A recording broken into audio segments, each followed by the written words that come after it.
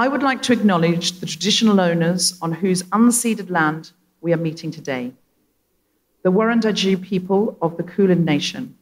I pay my respect to their continued fight for sovereignty and self-determination and acknowledge that as settlers we have and continue to benefit from the theft of their land, culture and lives.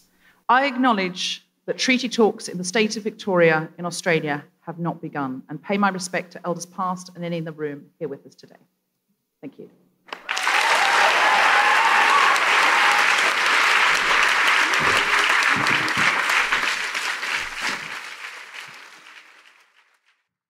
I'm a feminist, but the other day when my partner and I went out for breakfast, hers arrived and there was just a tiny portion of avocado. She ordered a side of avocado and we both agreed that it wasn't enough. And I said, you should totally say something. Go on, take it back. You should say something. And she did, and they agreed that it was tiny and they gave her some more. But if it was me that got the avocado, I wouldn't have said anything. I would have eaten them and then given them a tip.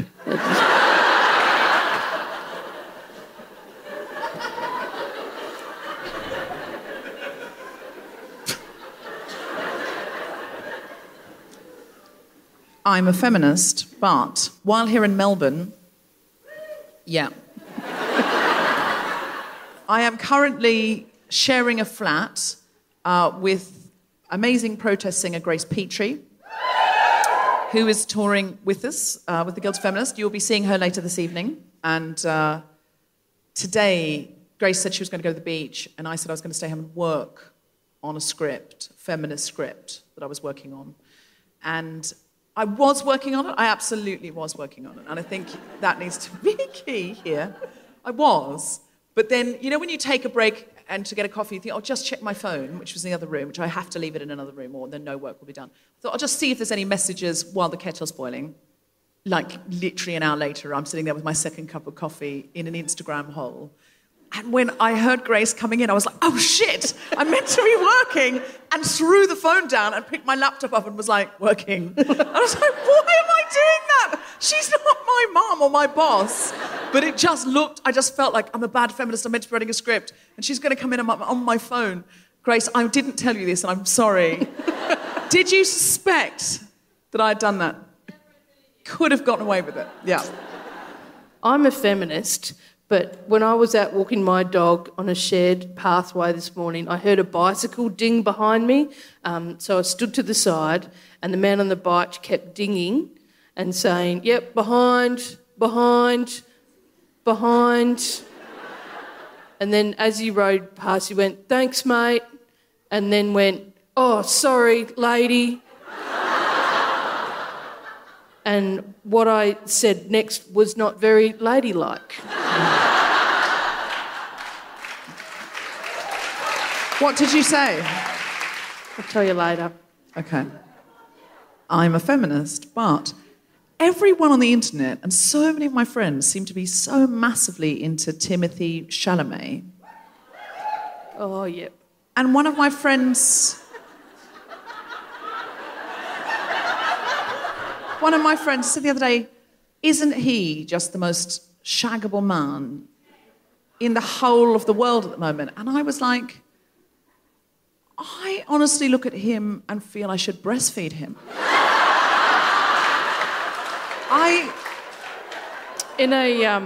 Is that wrong? I wasn't sure if it was a feminist feeling or an anti-feminist feeling. It felt like both at the same time. Yeah. But Timothy, if you're listening, and I'm sure you do listen to this show, I mean, I know, I'm not that many degrees of separation away from Timothée Chalamet. I know some people involved in Little Women, and I'm sure that they probably said... I think you've got probably the most connections in this room to Timothée Chalamet. Timothy, yeah. Well, I don't know. Someone else might be his brother or something. Oh. I mean, I'm not actually lactating at the moment, and nor have I ever lactated. Okay. But I feel there's something about little Timothy. I think it'd bring it on. Mm. You do maybe. One. You do one. No. I'm a feminist, but in the last I'm a feminist, I made you all believe that I stood up for myself, but in reality I didn't say anything to the man on the bike. Oh! Whoa! Why am I high-fiving that? It's not right. Did you have esprit d'escalier? I didn't even... I was just... We can be mates. Like, why did he have to go, oh, sorry, mate, sorry, lady? Like, why can't I can be your mate? You're my mate, Geraldine. Thanks, mate. You're my mate. That's all I've got. I'm a feminist, but recently someone asked me to sign a copy of Virginia Woolf's A Room of One's Own because they didn't have my book with them. So I just signed, Dear Kate, I'm a feminist, but I didn't write this book, and I am going to sign it.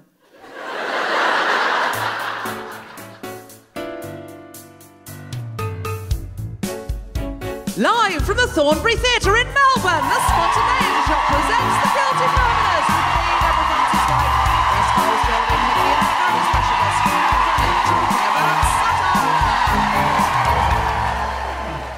This is The Guilty Feminist, the podcast in which we explore our noble goals as 21st century feminists and the hypocrisies and insecurities which undermine them. I'm Deborah Frances-White, this is Geraldine Hickey, and tonight we're talking about satire.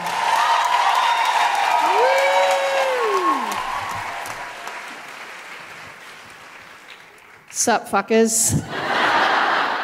Hello, You got Deborah. a glass of wine there? Yeah, I bought a glass of wine. Just one. Did you bring one for me? No. No. It's fine. No. I'm fine. I'm actually fine. Some comedians like a drink. I mean, famously. But some comedians like to drink before the show. And it genuinely does work for them. It relaxes them a bit. But I think it's my job to be a little bit faster than the audience. So it's ideal if you've had one and I haven't. If I'm going to have one, you have to have two. So as long as everyone's down for a 2-drink minimum. Oh, they're fine with it? Yeah. Right, OK, I'll have a sip then. Yeah, we'll share it, no problem. And it's too late to offer. I've already taken it. No, I'm sorry, that was a bit colonial, wasn't it? Yeah.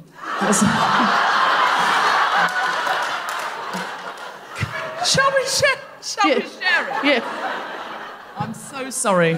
I am aware with this accent, I can't get away with But we have to remember I was raised on the Gold Coast, and then we'll all relax. Yes. About me just stealing your wine. You can have that wine. No. I don't know. I would feel wrong. Just pay me for it.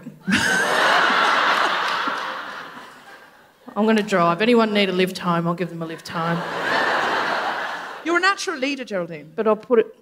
I don't know if I am. I think a leader is someone that can walk confidently and quickly downstairs, and that's something that I can't do. In a crisis? Yeah. Or just in general as well. Got lots of people caught up behind me at train stations. Are you one of those people at the station that doesn't have their card ready to bip on the machine and then everyone's waiting behind? Yeah, that too. See? Not a leader. Your Mikey card. Do you remember last time we talked about the Mikey? I did, but now I don't need a Mikey card. Why? Because you can get it on your phone. You're welcome, everybody. I made that happen. It's like an app on your phone. And so I just tap my phone. So you've got a Mikey app now? Yeah. It's the same as like having your credit card on your phone, like that PayWave thing. And then so I just tap it. And then when it gets to... I've got it set up so when it goes below $10, tops it back up again. Don't have to think about it. Does it ever worry you, though, that... I often think that the only thing George Orwell didn't see coming is that we would queue up for the cameras and we would have ourselves tracked every... So I'm walking around with that and I say, oh, I've just got onto the train, I've just gone off the train, I've just spent £10 on heroin, I've just, I'm telling the government where I am. And listen, OK, right now, that's one thing. Yeah. But we do seem to be drifting right at a rate of... We're caught in a rip, a right-wing rip, and we're being dragged right. And Britain's the same way, America's the same way, parts of Canada are now going the same way. I mean, how many of us are going to be able to fit on Jacinda Ardern's paradise? Yeah. That's my question.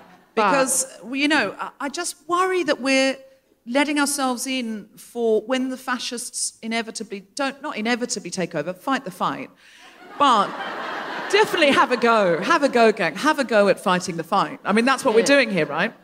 Definitely having a go at fighting that fight. But say we lose it. I mean, I'll be arrested as an agitator immediately. That's how I was. Getting to the fight will be easier with my app. That's what they want you to think. They want you to think, oh, well, we can organise the resistance with that, but then they can read everything we're doing on the resistance. Do you know what I mean? Like in the war, they had coding. In the Second World War, it was like, oh, we can't crack the Germans' code. Now it'd just all be like Hitler going, what up, Goebbels? Yeah. Where we at? And then Goebbels going, you know, new Führer, who dis? And it would all be clear. We would crack. It would be... Yeah, we're fucked. All right. Okay.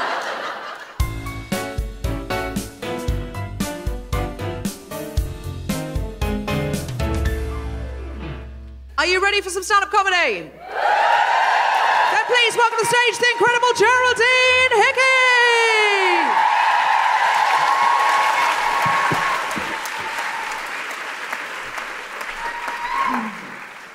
Sup, fuckers.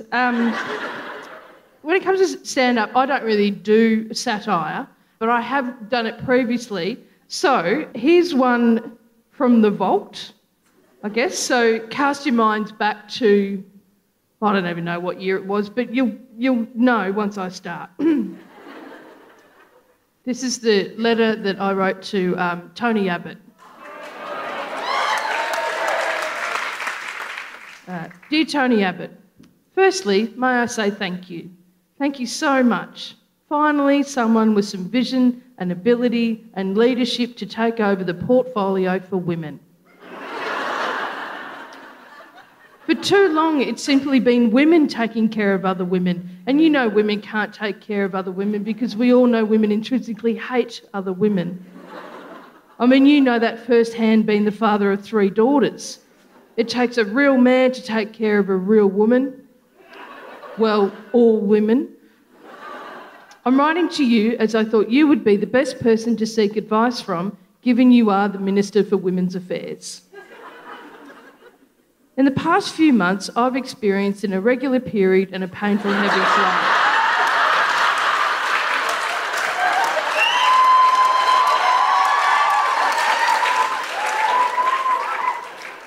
Do you recommend I lie on the floor of the shower in the fetal position, gently whimpering for 20 minutes, or taking 4 Panadol and getting into bed with a hot water bottle and eventually passing out from the pain?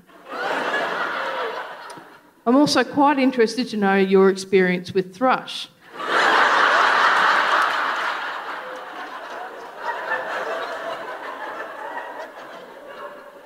I'm often told natural yogurt is a good remedy. But that just seems messy. Also, do you find you get a lot of unwanted attention and possible fondling of your private bits because you must be asking for it by constantly wearing nothing but a pair of Speedos?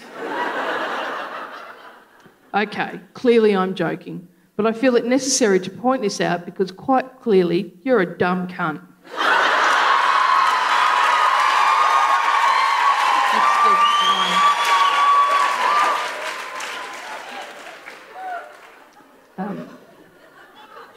The only way you can justify being the Minister of Women's Affairs is if there were no women. And even then, you would have to change the title to the Minister of Where Are All the Women?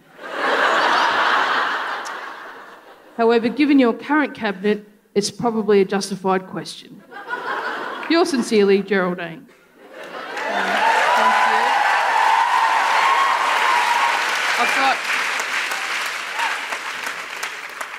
I've got a response. Dear Geraldine, thank you for your letter. It's so nice when a woman such as yourself takes time out from doing the ironing or the cooking or whatever household duties you're doing to sit down and put pen to paper. I'm very sorry to hear about your women problems. In regards to your irregular period, I would recommend the first option of lying on the floor of the shower. The abolishing of the carbon tax means you can lie in the fetal position for a little longer without worrying how much it would cost. The money that you save means you can buy the good natural yogurt. And yes, it can be messy, but you'll know how to clean it up. I, unfortunately, do not get enough attention. I wear my Speedos in the hope my wife will reach out and touch me rather than look at me with soulless eyes. I'm a very lonely man that just wants to be loved. I yearn for physical touch from another human being, even just a handshake. But when I try to do it a fancy way with all the others, the camera, one hand always ends up alone. Just like my heart. I get teased because of my big ears. Dumbo, they call me. Tony Dumbo Abbott. I wish I did have Dumbo ears so I could fly far, far away to a land where I had a palace and I could finally become a knight and eat all the onions I want. Your mate, Tony. Geraldine Hickey, everybody!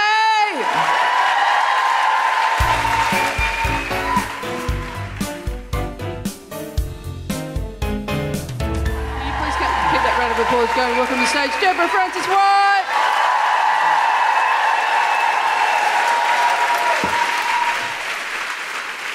So, I just want to talk a little bit about the landscape of satire and how it can be useful. Sometimes I wonder how much satire really does, because satire, and again, some of our global listeners are very young, so let's just sort of break down what satire is, and it's really parodying power, in some way poking fun at power, or through exaggerating, showing the flaws up in the powerful, in order that other people can see that, hey, this power base isn't something we should take very seriously, or there's flaws here. I always remember the words of the incredible alternative comedian in Britain, Simon Munnery, where he says in the 80s, he and a lot of alternative comedians spent a lot of time satirising Margaret Thatcher. And he said, we were successful in bringing down our government in the same way that the cabaret artists of Berlin were so successful in bringing down the Third Reich. But I often think, is it really doing anything? But I think more and more we're going to have to employ comedy to get people's attention. But I think we might need to connect the dots a bit more than sometimes we do. And I was really inspired by this Turkish comedian. So regular listeners of the podcast will know that I am very interested in Turkey, partly for it's a dire political situation.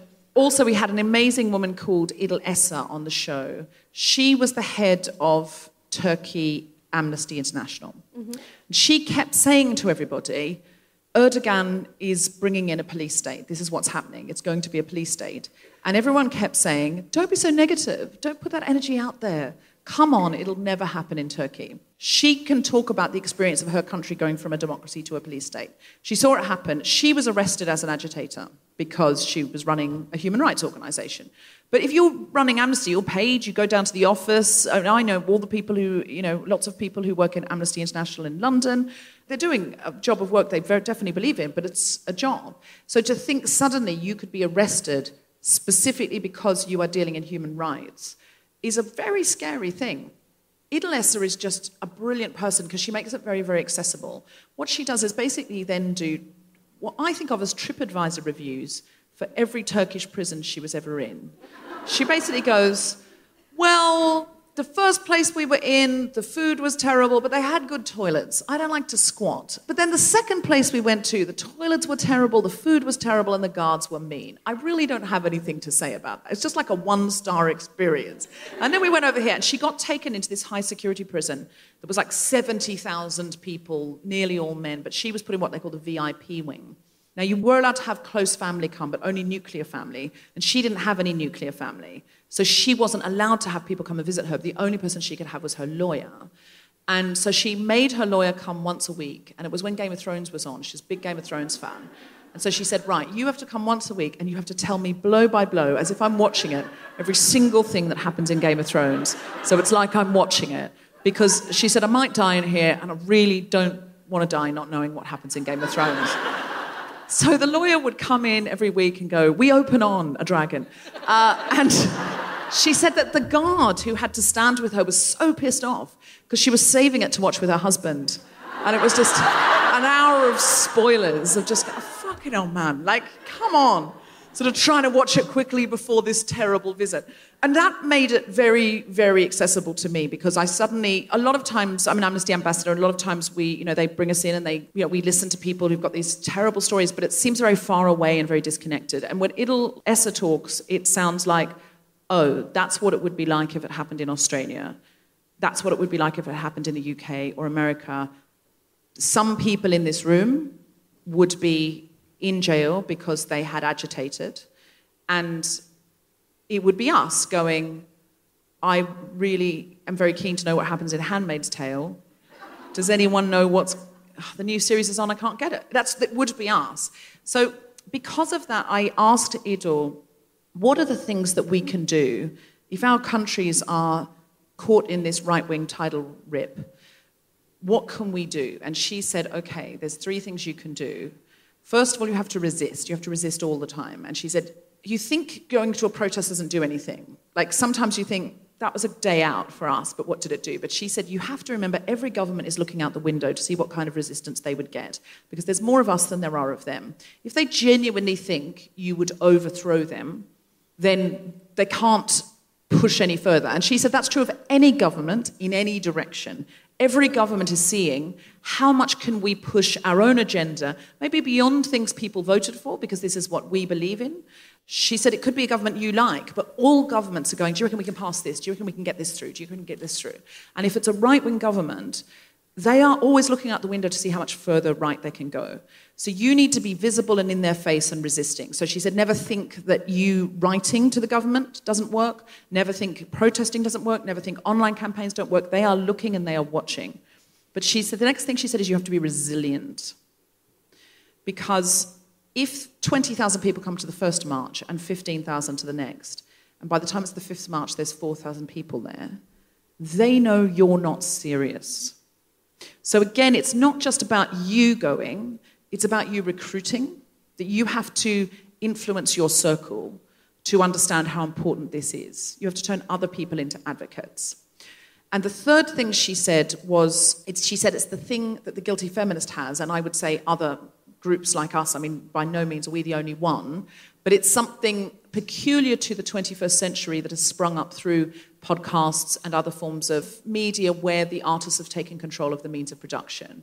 So people like me did not get any kind of mainstream platform because we weren't seen as interesting or people who could make money for the powers that be. And that's shifted now because they see, oh, no, lots of people are interested in this. But there are lots of spaces now that are absolutely homegrown, like this one, where it's just people listening and going, I'd be interested in that, I'd come to that, I'd pass that on, tell my friend about that. And she said what those spaces have is joy. And she said that's often what's left out. And she said often what makes people good at resisting the government also makes them good at resisting other people. So you can get groups that are like, you're not resisting in the correct way, and you're not quite radical enough to resist in this space. Now, we were talking about this the other night, we need radical spaces, and we need radical people, and we need radical voices, and we need radical groups who go, you're a big piece of marshmallow, fuck off. We absolutely do. Because what radical people are saying today will be normal in 20 years' time, unless we get caught in this terrible tide. I was very inspired by this Turkish comedian.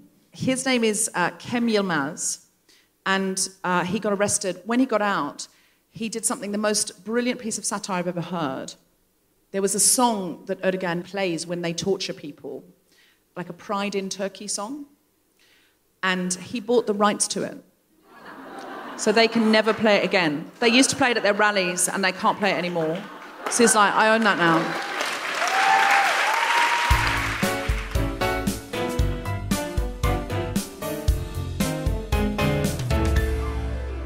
Just before we go on with the podcast, I wanted to play this short message from an amazing Guilty Feminist listener in Syria who needs your help. Here's Reem Mahmood to tell her story. So I am Reem Mahmoud, a pioneer feminist activist from Syria. At the age of 21, I took the first step towards my dream by volunteering with a feminist organization to write and translate feminist articles. Through courses, books, and podcasts, I dedicated the next 2 years of my life to enhancing the quality of my activism. I even went as far as taking several of MIT's Open Gender Studies courses. As a result of this devoted work, I founded the first Syrian feminist platform in 2018. It became one of the most popular local platforms, reaching more than 500,000 people monthly with more than 70,000 followers on our Facebook page. Since I was 21, I have never stopped blogging on an individual basis about feminist issues on my Facebook account that now has over 9,000 followers. I also launched my YouTube channel 2 months ago. I mainly discuss feminism, self-development, and society. So here is my situation. I got accepted at York University in Canada to study gender and women's studies. I chose this program to improve my skills in this field and to study women's situation in Syria today from an academic perspective. This will improve my work and enable me to provide deep insight for feminism in Syria and the region. This program will help me to uplift the feminist movement in Syria in terms of academic research. Having theories and academic analysis based on Syrian society after the war is a necessity. This program will help me to be part of creating it. Unfortunately, I haven't received or even applied to any scholarship from York University since I received the admission letter on 21st May and the deadline for the scholarship was on the 1st of May. So I'm not the kind of person who give up. I launched a crowdfunding campaign to secure money for the uni tuition fees and to be able to move to Canada. So anyone who is listening to me right now can be part of changing my life and helping me to achieve my dream to be a young feminist scholar. As a Syrian young woman who is trying to improve her situation and to pursue her dreams, everything is a way harder for me. I feel that I am always running to follow up with this fast world. I have to work harder to fill the Syrian student living in Syria gap. I also want to take a moment to say thank you to the Guilty Feminist podcast and to the greatest Deborah for believing in me.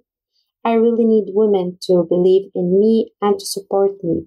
I need people who are listening to me right now to feel my passion and to see my dream to write a new life story, a greater one, despite the fact that I am a non-privileged girl who came from a lower middle-class family from a third world country that suffered from war. Please be part of writing a new life story for me. And thank you. With all of my love, Reem. Thank you for getting in touch, Reem. And listeners, if you can help at all, go to gofundme.com/help-Reem, REEM, -to-study-at-York-University. Or see the link in our show notes. We really wish Reem all the best of luck. We know how difficult it must be. And as feminists, we want to rally round and empower her. And now back to the podcast.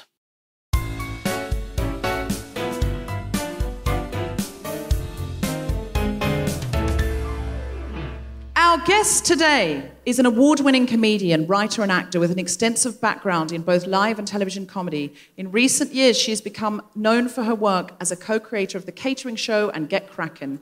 Please welcome to the stage, Kate McLennan.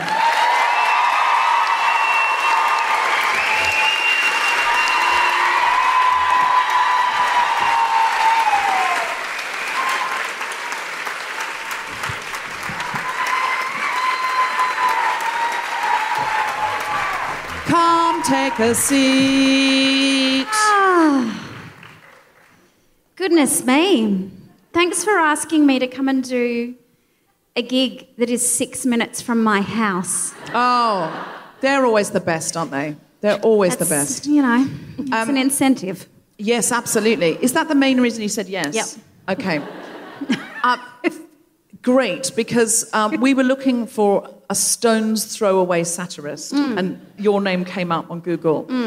as someone who could both satirise how women are portrayed in the media and also walk to the gig. And there was literally, it was just you. You were the only one that came up. Kate McCartney does live closer.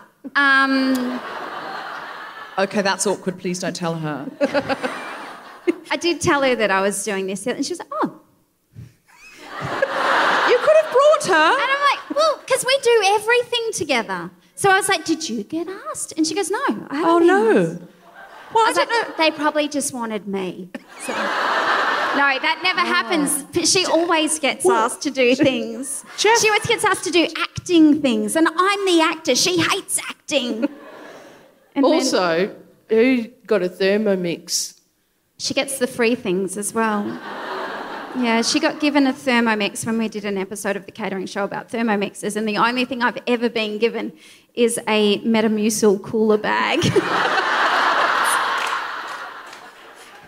Which, in fairness, should have gone to me.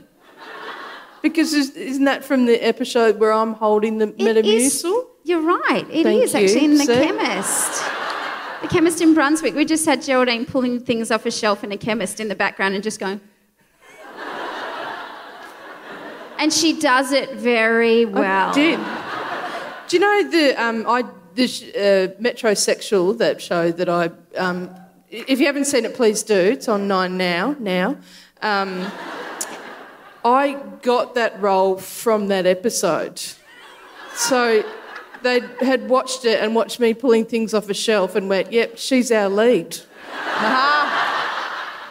So, Kate, just for our global listeners, can you talk a bit about Get Crackin'? Because it's such a funny piece of satire. And there was a clip from it that went viral that I saw in the UK where you explain the show first. Yes, so it's called Get Crackin', and it's a satirical morning show. So it hovers somewhere between the 6 till 9 a.m. breakfast show and those mid-morning breakfast show, morning shows. And it's hosted by myself and Kate McCartney playing these heightened versions of ourselves. And so it kind of operates like it is a bit of lifestyle, but then it's also just like there's panels and there's, we're cutting to the traffic reporter or the weather reporter we have a weather reporter called Beck Jutt who... Called what? Beck Jutt. And Beck Jutt is... Why is that funny? There's a weather reporter. I mean, it is, but why? Well, there's a weather reporter on Channel 9 called Beck Judd. Oh. Who's this, stunning... I think she was a model. Is she a model? She's a model. She sells clothes with her body. And she does lots of other things, but we decided to cast our Beck Jutt, as Adam Briggs, the rapper. So he doesn't look like Beck Judd at all. I'm talking myself into a hole here. I'm like, is Beck Judd going to sue us? So it's this morning show, and it's essentially... Season 1 was kind of like, for those of you in the audience who have seen it, it started off as a show that kind of had a lot of women in a space where traditionally you didn't see women performing in roles that you wouldn't normally see and doing things on screen that you wouldn't normally see. And that then evolved as season 2 went on, and we sort of, we evolved as creators and writers and showrunners, and so the brief kind of, for the second season of the show became about putting stories and people in that space that is normally such a hostile space on Australian TV, and wanting to kind of blow the lid off that a little bit more and showing people, I guess, subverting the norm of what we normally see in those situations. And the clip that went viral, was it like 2 men mansplaining? Yeah, the one that you're talking about that went viral in the UK was the Cunts for Clicks, I think it was called. I think that's... in fact, I know that that's what it was called, but I think that's the one that you're talking about. And because Jennifer Saunders retweeted it, which was, you know, like this 20-year kind of dream, just something like I passed out. from a 15-year-old watching the wine episode of Absolutely Fabulous and realising that's what I wanted to do with the rest of my life, both drink wine and do comedy, and then years later have Jennifer Saunders share our video. So that was pretty cool. But that clip essentially sort of looked at the way that programs like Sunrise and the Today Show bring in these right-wing talking heads, and quite often people who are known neo-Nazis, like people with convictions, and giving them the same airtime as someone who has a university degree, or not even just some 2GB succubus. And so that clip was all about these 3 panellists that we had on. So, you know, like, yeah, there were the 3 guests that I can't sort of say who they are based on because... the defamation laws of this country. That's right. So they were based on no one. They're based on nobody. That's important. And McCartney and I, in that situation, we played these 2 kind of TV monsters, and it was sort of talking about the way that these people like Sam Armitage and Koshy and all of these other breakfast TV hosts are complicit in the views that are spouted. And so we were kind of leading up with that episode. I think that was like episode 6, and we were sort of in the 2nd season, and we were leading up to a discussion that we knew was coming in episode 8, the final episode, with Miranda Tapsell and Nakia Louie hosting that episode. So and can you just explain who they are again for our global listeners? Yes, so Miranda Tapsell and Nakia Louie are 2 incredible Aboriginal actors. Nakia is an incredible playwright and writer in her own right, and Miranda's also a writer. She's just released her first feature film last year that she co-wrote and starred in and produced. They're 2 actresses that we worked with they appeared in the first season of the show, and as versions of themselves. Again, these heightened versions of themselves. And so we worked with them to create this final episode of the show, and we kind of knew it was going to be the last episode of the show, and we were watching them in their guest episode that they did with us in episode 7 of the first series, where they kind of hosted for a segment while we had to deal with this fictional storyline of our children having hand, foot and mouth being in the green room. And so they hosted, and we were watching that in the first season, and we were like, oh, they're amazing. We should close the show with them in the final episode and hand it over to them, because it became, for us, like moving into doing the 2nd season, it was like, well, what do we want to do with this? And what do we want to say? And so when we were workshopping the 2nd season of the show, Sunrise had done this segment where Prue McSween had made these comments in just, you know, a very light, you know, like just quick, you know, 10-minute segment about whether Aboriginal children should be removed from their families, and she thought that perhaps, yes, another stolen generation needed to happen. It's horrifying statement. Samantha Armitage kind of just allowed that to happen in running this segment, and also made some statements of her own within that segment that were completely inaccurate as well. And so that for us became this moment that we were like, this is just abhorrent, and this world of morning television is abhorrent, and someone needs to call these fuckers out. And so...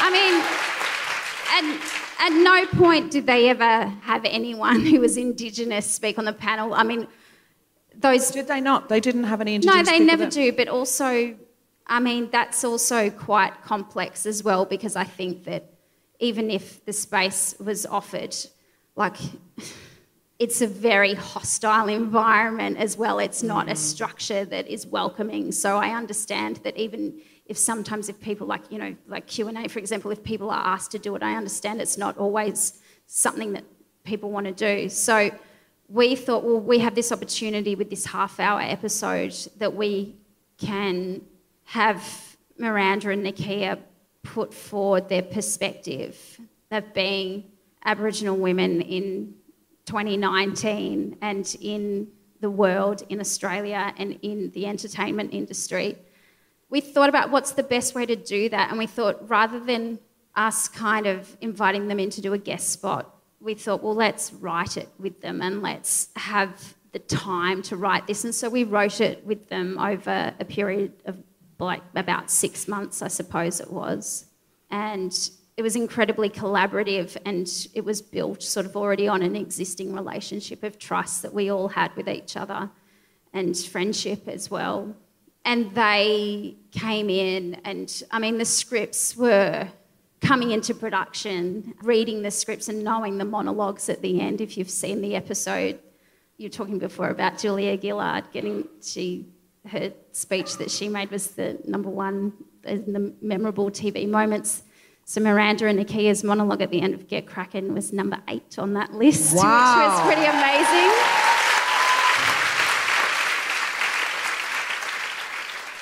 And it was extraordinary. Like, the script was there, we'd worked on it, and then when we came in to shoot it at the ABC, we shot it over a few days. We shot the monologue, though, we did 3 takes of it, and the first take was something that I will never forget. There was so much rage and so much heart and so much integrity to their performances, and so controlled as well. And they did this long sequence, for those of you who've seen it, and I'll explain a little bit for the listeners, but it's an 8-minute sequence that is done in one take and shot on multicam, where they both kind of get to the end of their tether with the situation that they've been put in, and they start to rage. And so Miranda she makes this incredibly impassioned monologue and then starts tearing the set up. And as she's doing that, Nakia then starts ripping off this white artifice that she's been forced to wear throughout the show, and starts making this incredibly impassioned plea for how we can all exist together moving forward. And then as she's breaking down with tears, Miranda runs through the back of the shot holding an urn that has the ashes and there's a date inscribed on it, and it's the date that episode of Sunrise went to air, and it's the death of Australian television. And she carries this urn through the back of the shot just going, "This is for my people," and smashes it through the window. And the timing of it's just delightful. They're incredible performances, and they're incredible monologues that both of them performed, but they're really funny as well. Like, it's gut-wrenching and it's so powerful, but Nakia is so funny in it as well. And that is part of what makes it powerful, is it's really compelling to watch. It's funny. We can take it. I think more audiences can take it if there's something funny about it. And again, it's a joyful resistance. Yeah, it was the amount of comments that we've had through it. Like, I have people come up to me all the time and, talk about that episode. And it's interesting, though, like, McCartney and I have done all sorts of things in that show. Like, in that final episode, we do a quick glimpse of my vagina as heads coming out of it. And there's been, there's episodes where McCartney has talked, well, actually, it was a situation that happened to McCartney, but it was me talking, where I'm having, like, as if my mic's on backstage, talking to a doctor who's discovered that I've left a tampon in my vagina for weeks without realising. And, like, we've done lots of stuff that's really gross, and, like, done scenes where all we've done is burped, and, like, we've shanked a lot of people. But watching the response that, like, the shit that Nakia and Miranda have copped because of that episode, it's just like, it really... Wow. Yeah, the privilege that we've had as white women to just kind of say what we want, whereas the minute those two... Like, Nakia's said that she's copped some form of abuse about that episode nearly every day since it went to air 12 months ago. Like, it's just... It's extraordinary. And, like, Andrew Bolt has essentially had a campaign against her. The Daily Telegraph has had a campaign. If you're listening internationally, apparently that person's not popular here. No. And it's, it's a real... Like, for McCartney and I to sit back and just really understand how, the privilege that we've had, and that it has not been extended to people within our show. Have you ever noticed that your names are McLennan and McCartney? I don't know if that had passed you by. But someone said to me once after, because, you know, our first show was called The Catering Show, and it was a cooking show, and someone said, I just never realised, because you're both called Kate. I was like, yes, that's right. It's, you know, it's the small things that slip by. That was really fascinating, and it's really amazing what can be done under the guise of light entertainment. Light entertainment can do a lot of heavy lifting. Never forget that. And it has changed. The fact it was number 8, it means it's changed people's minds. I mean, that's The Guardian. It's a, you know... It's a home crowd, isn't it? It will have changed people's minds. It definitely will. It does work. If you're doing comedy or you're a singer-songwriter, those kind of things, you can win people over. And story wins people over. Absolutely, story wins people over. There's this book that I read when I was a kid. I was reading it to my kid recently. Has anyone read the book about Tiddalik, the frog, and how, you know, Tiddalik is this frog, this greedy frog who drinks all of the water from the river and I always think of Barnaby Joyce when I think about him, but it's, you know, drinks water from the swamp and he sucks up all the water, just sucking it all up, and, you know, all of the animals are like, we need our water back, Tiddalik, and they're all trying to plead with Tiddalik how to get the water back, and in the end, one of the animals makes Tiddalik laugh, and Tiddalik does a big laugh and all the water comes out, and I'm like, when I was reading that to my kid, I'm like, yeah, we're the ones who are trying to make Tiddalik laugh, you know, so that the Murray-Darling Basin can fill up again. No, it's like but that's kind of, I feel like, I know that there's some people, I remember doing a panel with someone who is an activist and a feminist, and she was really kind of quite pissed off with the comedians who were on the panel, who's like, you get to be funny and people get to like you, whereas I just, you know, cop shit from people. And it was like, yeah, but, you know, this is the thing that we're good at, and we could just be making jokes about, you know, oh, my hubby doesn't wipe down the bench or some shit like that, but we're kind of going, okay, well, let's use our power for good. And I am interested in that content about your husband not wiping down counters, though. Anyway, it's easier to do it myself. But I'm a feminist, but, you know, and just even on Twitter, like, I know, you know, I'm so full of rage, I'm so angry, and I have been so angry since I was about 13, and, like, I'm probably 7, actually, just very angry, and I always know that, like, anything that I write on Twitter that's angry, if I can make it angry and funny, it does so much better than, you know, anything that I write that's just plain angry. And anything that I say to my dad, who drives me crazy, works, you know, I can get the message across if I'm being funny with him. And so, you know, so as we go along, it's like, okay, this is what we feel, this is the rage, this is why we're bringing up, because we're so angry about this. Now, how do we make it funny? That's McCartney's and my job. It's like, how do we make it funny? So our next show is about climate change, and it's set in Antarctica, and it's about a penguin colony completely dying.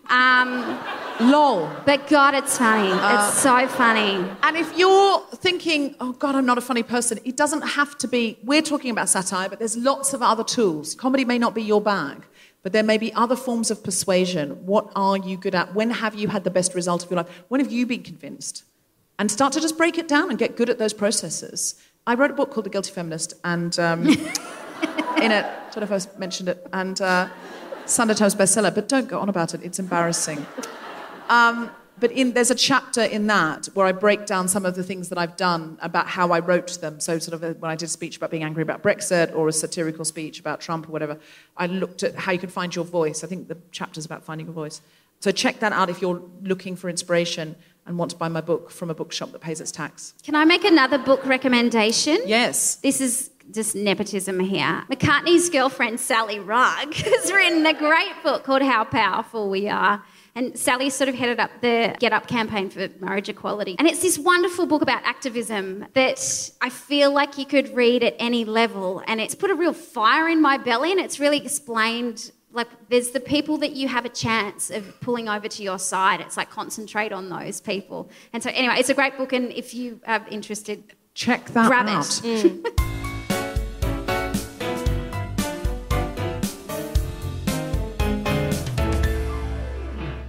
Dr. Clare Wright is an award-winning historian, author, broadcaster and public commentator. Her best-selling second book, You Daughters of Freedom, followed the 2013 Stella Prize-winning The Forgotten Rebels of Eureka.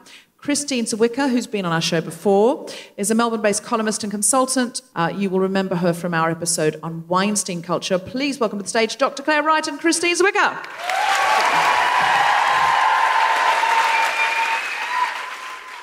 I'm Professor Clare Wright, and I'm going to up that doctor to Professor because I've got doctor here. I know I've been promoted. Sorry.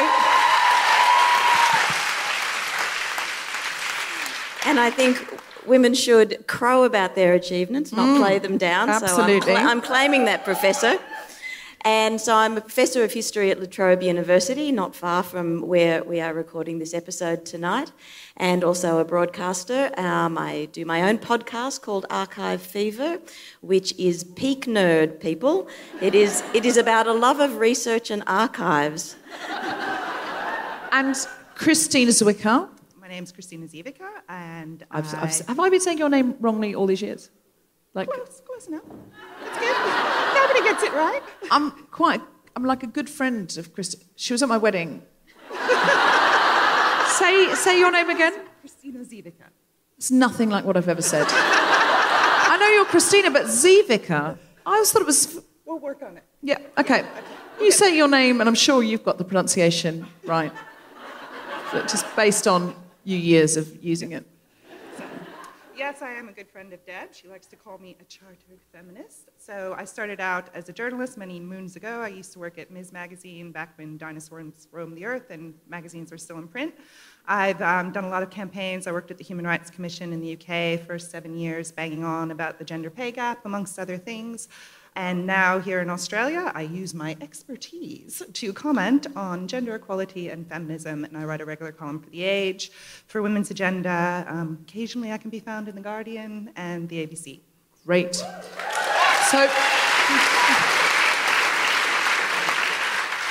So this campaign you're doing is called the Bronze Ceiling. Now, we did this in the UK, and it was basically about the fact that only 7% of statues commemorating people with achievements were of women. And you might think, oh, who cares about old statues in the park? But it's just subconsciously putting into the mind of women and girls, especially girls, that women haven't achieved anything. Of those 7% of statues, it was something that most of them were of either Queen Victoria, and a lot of the rest of them were naked, nameless women we didn't know, that were just sort of, Nymphs. Nymphs via angels. fountain. Nymphs with their tits out by a fountain. And listen, not to slut-shame any nymphs. That's great news, by all means. Frolic in that fountain. But, What's the situation in Australia? Are you higher than 7%? Unfortunately, we're much lower than 7%. So the figure in Australia at the moment is that about 3% of statues and monuments are to women. In Melbourne, we're doing slightly better, but not really, because the statistic is 11% of statues and monuments in Melbourne are of non-white men. So, did that make sense? Yes. Yes. So, in Australia, there are more statues of animals than there are of women presently. Yeah, that's it. Pack up, go home. Animals? Of animals. You know, Phar Lap and Phar Lap? Phar Lap's got a statue. Phar Lap? And the big prawn. And you can't count the big prawn. You cannot count the big prawn. That's not a statue.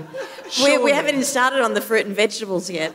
No, we talked about this in Brisbane, I think, that just, it's a bizarre thing. It is. But bizarre and also appalling. And so this is what Kristine and I are doing is we're getting together. We've started a campaign called A Monument of One's Own. And we are aiming to smash the bronze ceiling. And we're looking to... it's a campaign for statue equality, basically. So that makes a nice hashtag. And so we're aiming to set the bar a little bit higher than 3%. And it's really interesting, the fact that, you brought up Captain Cook. And Captain Cook, we're about to celebrate the 200th anniversary of that blah, blah, And there's going to be a new statue. If you're listening globally, this is about colonisation and invasion and the slaughter of Indigenous people, which is not something to be celebrated and to erect a load of statues about. However, our government is going to spend $50 million on the commemoration of Cook's visit to Australia, including a new statue of Cook that to add to the already 200 plus statues of Captain Cook that already exist in We've Australia. already got 200 plus statues and they're now spending millions on more statues. On more statues. Funnily enough, in the Prime Minister's electorate, the new statue is going to be. So, Is there a colour-coded spreadsheet that determines yeah, that's right. Okay, just checking. Right next to the shooting range. Yes. Yes. So how And the can- women's changing rooms. So how can we help you with this bronze ceiling campaign and to fight back against ever more statues of a man who came in and decimated First Nation Australians? So we're going to be kicking off this campaign next month, which is National Women's History Month in March. And we're going to be starting the campaign with Operation Zelda to build our first statue. And we were going to be looking at a fundraising campaign. And I'll let Kristine tell you why Zelda de Prano is going to be the first candidate for a statue here in Melbourne. Happy to? Yeah. So Zelda de Prano, who I hope many of you, but some of you might not know, exactly 50 years ago, she chained herself to the Melbourne Commonwealth Building to protest unequal pay. She was a meat packer. She was part of the Meat Packers Union, and they were adjudicating an equal pay case because at that time it was still perfectly legal to pay men and women different rates and have men's rates and women's rates. So she chained herself to the Melbourne Commonwealth Building, and they cut her loose, and 10 days later she was back with friends. And that's, yes. That year, 50 years ago, is the same year that the principle of equal pay for equal work was established in Australian law. Why Zelda? Good question. We want to commemorate and honour her achievements and obviously the role that she played in the battle for equal pay. But 50 years on, we still have a 14% gender pay gap in this country, and the Workplace Gender Equality Agency predicts that at the current rate of change, it will be another 50 years before we have equal pay. And I'm not quite sure. You've had the honour of meeting Zelda. Zelda sadly passed away 2 years ago. She was 90 years old. A year before the 50th anniversary of her historic protest. I don't think that she was sort of standing there in the chains going, oh yeah, you know, hope we get equal pay in 100 years. I think she had a stronger sense of urgency, and I hope that by highlighting Zelda's protest, we will tap into that kind of fiery, righteous energy. I think women should still be mad about the gender pay gap. They should be mad about the slow pace of change. And for me, and I've been campaigning on the gender pay gap, I should have a gender pay gap for your podcast because I'm as big a nerd about it as Claire is about archives. I know, it's exciting, archives and gender pay gap data, but if there's a beautiful thing about the gender pay gap as a figure is that it captures the myriad of injustices that women experience in the workplace. So if we address the gender pay gap, if we look at things like the cost of childcare, if we look at the undervaluing of women's work, if we look at the lack of flexibility, if we look at pregnancy discrimination, 1 in 2 women experience pregnancy discrimination, if we look at the gender pay gap and take action on it, we will be looking at a lot of things that affect women, and we will make real change. Wonderful. And how can we get involved? Is there social media? Is there a website? What can we do? So we have a website. We launch next month, and so you're the first to find out about it. Thank you for the warm welcome. And I think it's www. A Monument of One's One's a own. monument of one's own. A monument of one's own. Do you Yes. have any Twitter? Is there anything that we can do to get behind it? There will be, not yet, but if you're listening to this episode in a couple of months' time, you definitely will be able to go on. There will be an Instagram page, there'll be Twitter, there'll be the website.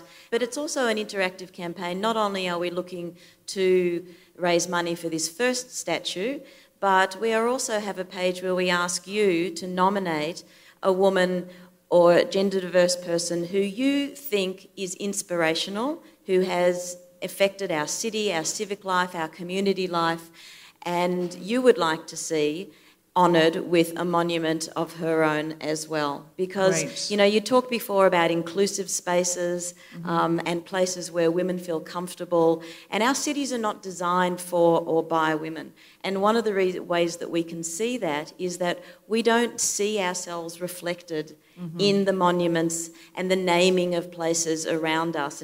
And all of those things suggest belonging, and they suggest identity, and they suggest that we belong in this place, as well as honouring the achievements and the ambitions and the ideas of those women. So it's about remembering, as Kristine said, the unfinished business of the campaigns and the resistance that those women started. And this, what is joyful resistance as well. When I interviewed Zelda about chaining herself to the Commonwealth building, she talked about it as being tremendous fun.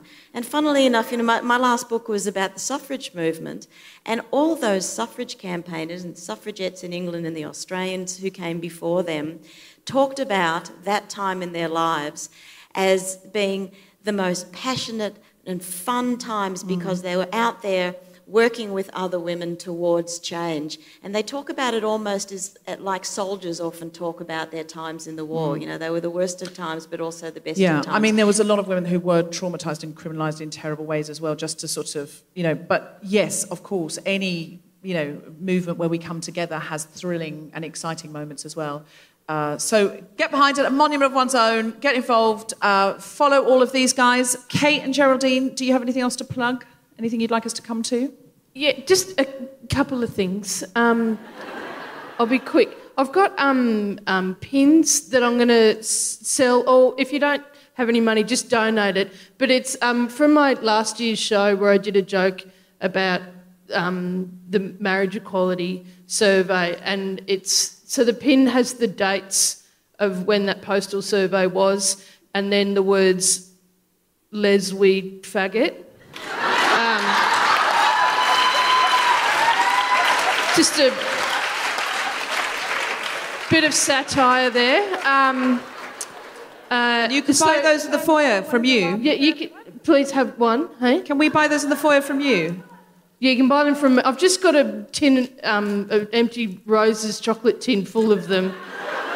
I don't know how to sell them any other way other than in person. No, it's tricky. Yeah, so if you don't have cash, just make a direct donation to your own choice of minus 18, I like, or a switchboard, or something like that. A youth-based one is the ones that I like because they were the ones that were targeted a lot during that campaign and they didn't have a right to vote, so I'd like to support them. But give me cash as well. Great. If you've got it, whatever. And Geraldine, I've got my new show. Demonstrating what a nice fashion item they make here attached to my lapel. Yeah, it looks pretty hip. Looks nice. And I've got my new show that you can buy tickets for now. What a surprise. And please watch Metrosexual on 9 now so I can get another acting job. That'd be great. Thanks. That's it. Kate?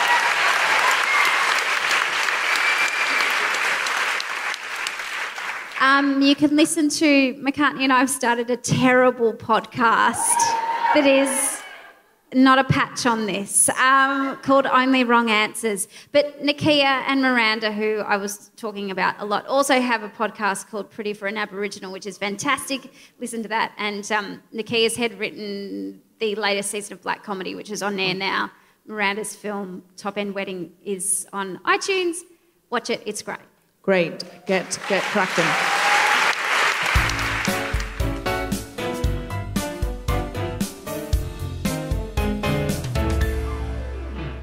Put your hands together and make incredible woohooing noises for the wonderful Grace Petrie!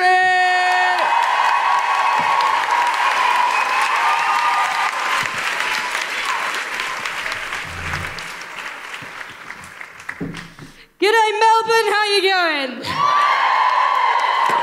I sound like such a fucking tourist when I say that, but I'm enjoying saying it. How are you going? We say, how are you doing? You say, how are you going? You're not impressed.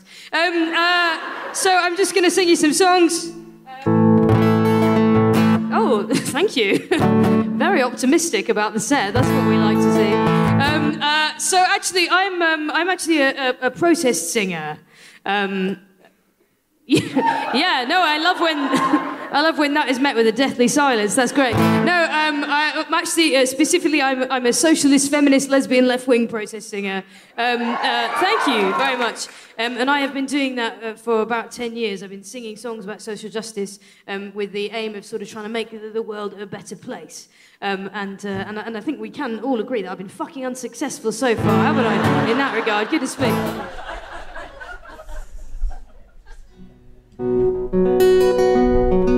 So, I'll tell you this story very, very briefly. In the house that I lived in before I moved house last year, I lived next door to a very interesting 81-year-old man at the time that I met him. He was 81, and the day that I moved into the house, I met him on the street outside, and I was complimenting his garden, and he said, "Oh, come in, come and see the house."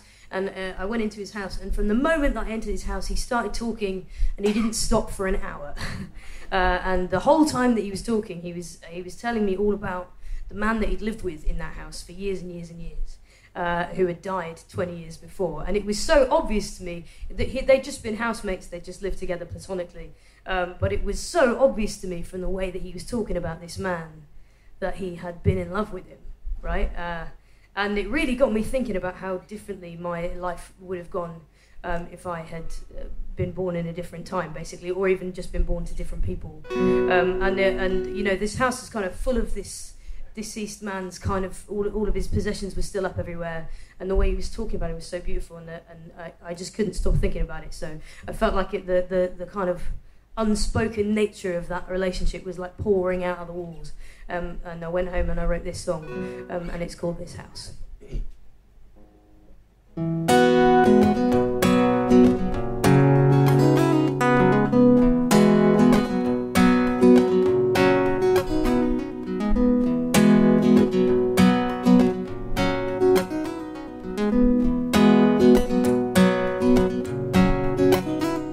This house is like a cemetery. All the things he built for me, the things he left behind, the labours of his time, the products of his mind. Oh, I keep them all in line, all the things he left behind.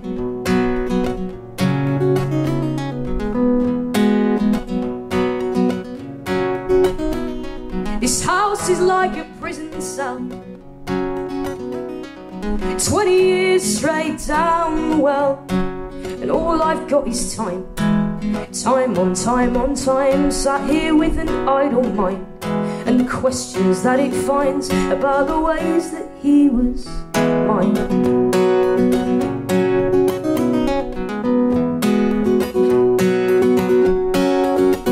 And it's not shame, it's just something I can't name. It's not love, oh, this thing I'm dying of. It's his roses in the garden, it's his pictures on the wall. If this house was made for talking, it would say nothing at all.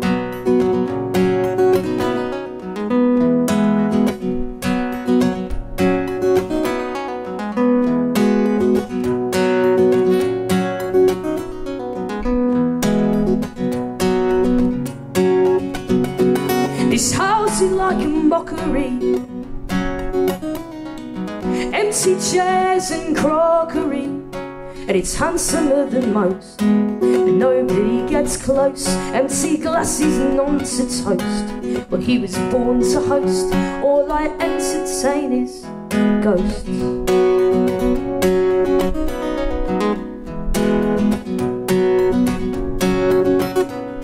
This house is like his legacy,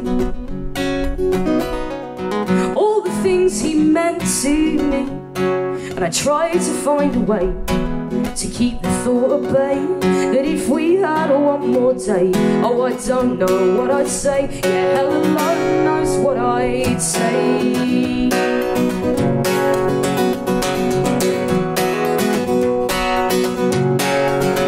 Cause it's not shame, it's just something I can't name. It's not love, tying up. It's his roses in the garden, it's his pictures on the wall. If this house was made for talking, it would say nothing at all.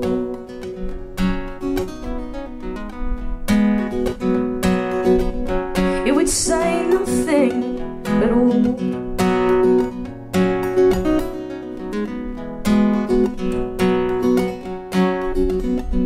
This house is like a cemetery. All the things he built for me, the things he left behind, the labours of his time, the products of his mind. Oh, I keep them all in line. All the things he left behind.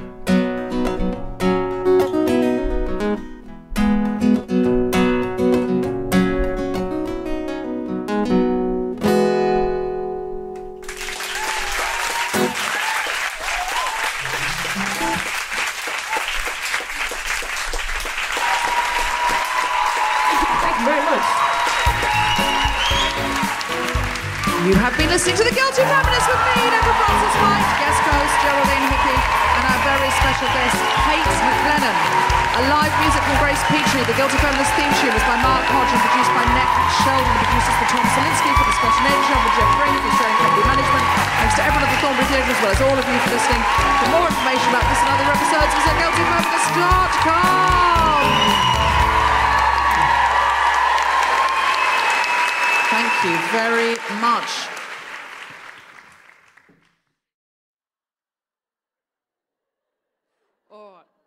It's true. I sometimes see people on the internet going, oh, I was just thinking about buying some new lingerie. Can anyone recommend any? And I always think, what's that about?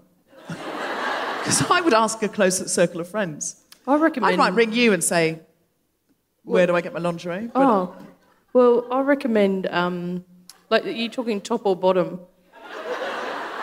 Both. Oh, okay. Don't you like the whole set?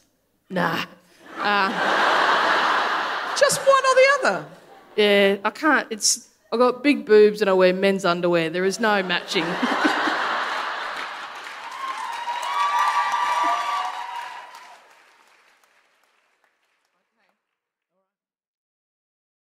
A huge thank you to all of our amazing patrons sponsoring us at the Smash the Patriarchy level or above, and that's Valerie Marr, John Quilcoy, Sarah Brown and Sarah Boom.